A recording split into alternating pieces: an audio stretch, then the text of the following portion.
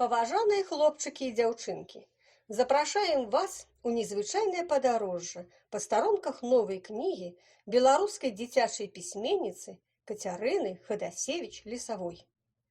Кніжная фея і яе добры сябар ноутбук вырашылі стварыць у інтэрнэце старонку пісьменніцы. Але каб праглядзець сваю старонку, адзначыць цікавыя публікацыі, размяшчаць фотаздымкі, трэба шмат часу. А калі новыя кнігі пісаць? І кніжная фея вырашыла, што ёй неабходны памочнік. Яна ўзяла чароўную палачку і махнула ёю над старонкай. І адразу ўзнік малюнак. На ім быў сімпатычны хлопчык з ярка-сінімі валасамі, блакітнымі вачыма і вясёлай усмешкай. Фея тройчы пастукала па малюнку, і хлопчык апынуўся на стале. Вось такі памочнік з'явіўся ў кніжнай феі. Ён павінен быў знаёміцца з тымі, хто заходзіў на старонку феі, заглядаць на іх старонкі і адзначаць чырвоным сэрцайкам усё тое, што спадабалася. Так і знайшлося імя для гэтай чароўнай істоты – Падабайка. Падабайка пайшоў у госці да хлопчыка Вовы. На старонцы было некалькі здымкаў хлапчука і яго сімпатычнай сабакі. Падабайка вырашыў пазнаёміцца бліжэй з такім зверам. Але сабака перапалохаў беднага хлопчыка гучным лаем. Яго новы знаёмы птах Чаёк супакоіў Падабайку і запрасіў на старонку майстрыцы Вольгі.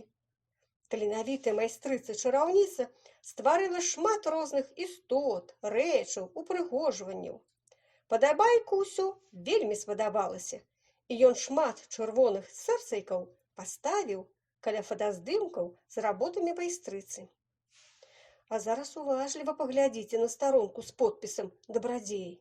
Ці трэба заходзіць на такую старонку? Вось паслухайце ўрывак з кнігі. Падабайка бачыў толькі вочы. Яны былі розныя, а позіркі злыя і калючыя. Колькі нядобрага таілася ў гэтых вачах. Што змог зрабіць Падабайка? Ці атрымалася ў яго выратаваць тых дзяцей, якія падпісаліся на гэтую старонку? А што адбылося ў гэтым маляўнічым кутку прыроды? Чаму Падабайка нясе вялікае і цяжкае вядро да рэчкі? Аднойчы Падабайка зайшоў на старонку дзяўчыны-прыгажуні. Першы партрэт ён адразу адзначыў сэрцайкам. І другі, і трэці, і чацвёрты.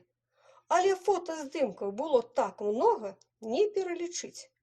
Цікава, чаму Падабайка пачаў забіраць пакінутыя адзнакі назад? Вам спадабалася гэтая кніжка?